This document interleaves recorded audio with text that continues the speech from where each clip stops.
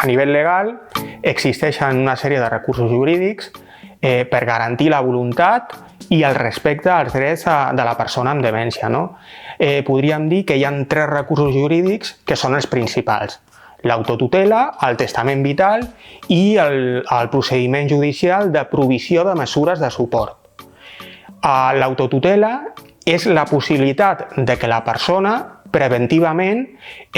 pugui anomenar el seu propi assistent, no? En previsió de que en un futur necessiti algú, una persona jurídica o física, que complementi la seva capacitat de decisió. Després tindríem el testament vital, que és un document dirigit al metge o metgessa responsable,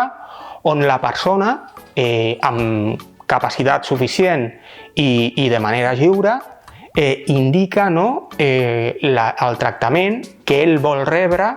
i les limitacions d'aquests tractaments en cas que es trobi en una situació en la que no tingui la voluntat per poder decidir. I per últim, i en línia, això molt en línia amb l'última reforma de la legislació civil, tenim el procediment judicial de provisió de mesures de suport, que és una resolució judicial que recull els actes on la persona amb discapacitat necessita ajuda o suport, però en cap cas pot significar una declaració d'incapacitat, ni molt menys una privació dels drets